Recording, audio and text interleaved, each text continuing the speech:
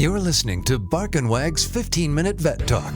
Each week, your host, Polly Requa, interviews veterinarians and individuals in the pet industry from across the nation answering pet questions. Bark and Wag podcast is produced weekly for your enjoyment, and show notes can be found at barkandwag.com under the podcast tab. That's BARKNWAG.com. Please remember to subscribe to Bark and Wag 15-Minute Vet Talk. Thank you for listening to Bark and Wag 15-Minute Vet Talk. Bark and Wag is dedicated to protecting our dogs through advocacy, education, and supporting like-minded dog lovers by selling custom pet products. Bark and Wag is excited to announce our new partnership with a Colorado hemp farm to produce a line of CBD products for your pets. Bark and Wag has CBD pet tincture available in 300, 750, 1200, and 2400 milligrams. Bark and Wag CBD is pet safe, no THC, it's made in the USA, and is CO2 extracted.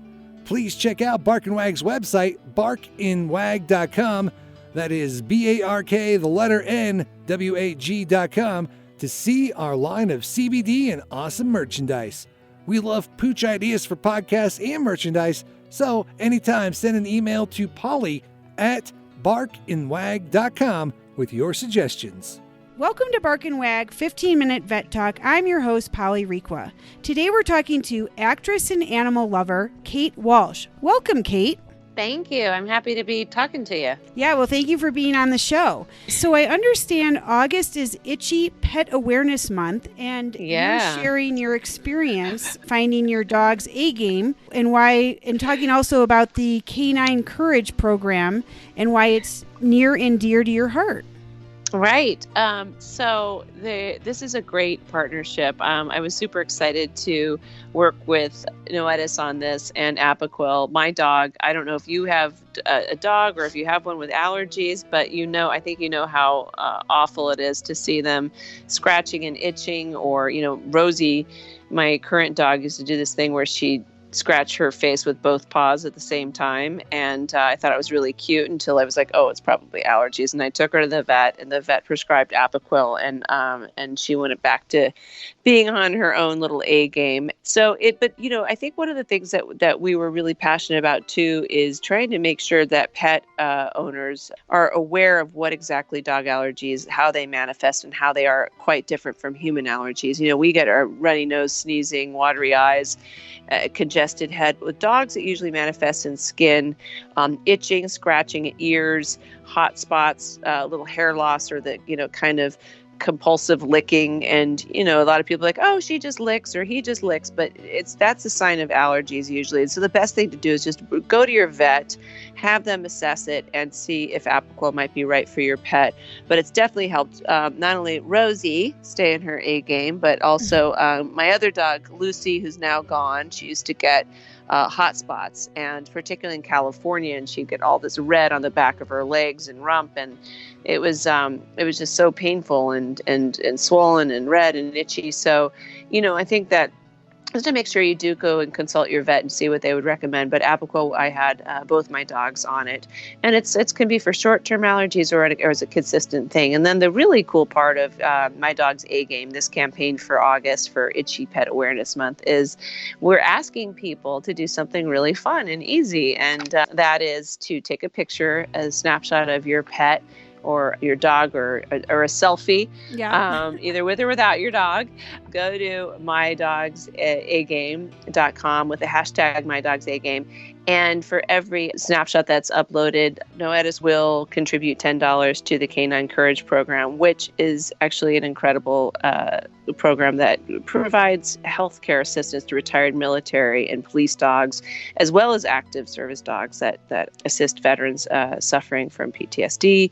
And it's just it's such a great campaign. I think we all are aware of these amazing service animals and what they do for our servicemen and women in our country, but also just thinking about what happens after they retire, who looks after them, and how are their medical expenses covered. So it's really cool that all you've got to do is upload a snapshot to mydogsagame.com. So it's a pretty fun campaign for me and Rosie. I'm going to speak for her.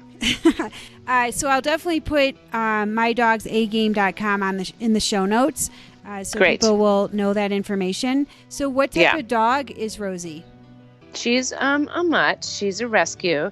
She's sitting right here actually listening to this, and she's very beautiful. She has kind of a Rottweiler Shepherd mix, so dark. She's almost 12 now, so she had more orange, like the orange eyebrows, and now it's a little lighter. She's getting a little whiter, but in very good shape still. But she's a real delight, and she's here with her brother Amico, who my brother adopted. They're litter mates. Okay. But my brother is working in Europe right now, so I have both of them. Oh, what a riot. Yeah, they're pretty cute. They're really pretty amazing. Growing up, we have dogs now, and then growing up, I had a golden retriever who developed an allergy to grass. And so I know all about allergies and how painful it has to be for the dogs. Once you put put Rosie on the product, how long did it take for it to kick in so that you saw that she was back to normal? I saw a pretty immediate difference, like 24 to 48 hours later, she was back in good spirits. Yeah, it really kind of takes care of it pretty quickly. And that's for me, my experience. But, and it's just so much better. I mean, her energy's up. She's smiling. She's wagging her tail. Nobody likes to see. They can't speak, but you can tell when they don't feel good. And especially, and it's really kind of basic. If you see your dog stopping every, couple of feet to scratch, or licking that one spot over and over again, then there's probably a problem, and definitely go see your veterinarian. And definitely there's some people like, I'll give her something that I take, when I have allergies. Don't do that. Oh, absolutely not. Yeah, definitely go. Because some people are like, well, what have you done? Because you can try, oatmeal baths or something like that, but that's really not it. That's not it. You really want to be able to treat the actual allergy itself. So it's better to let the experts weigh in on that. Well, thank you very much, Kate and Rosie, for being on the podcast. And we definitely look forward to having you back. Yes. Oh, please do. Yeah. She's actually looking at me. I swear. I don't have you on speaker, but it's as if she heard you say her name. She's very into it. She's here. Yeah. She's about to have a photo shoot. Oh, that's a riot. Yeah. They're both pretty cute. Anyway, thank you. Yeah. Thanks so much for your time. Enjoy your, are you in New York right now? I am in New York, yeah. And is it hot? It's hot, but it's actually raining right now, so it's cooled off a bit. Yeah, so it's not so bad. Well, thank you very much. And thank you. Yeah, and it was great talking to you, and come back anytime that you want to send a new message to our listeners. Thank you so much. I appreciate it. What a great podcast. Thank you. Okay, talk to you later. Okay, honey. Take care. Bye-bye. Bye.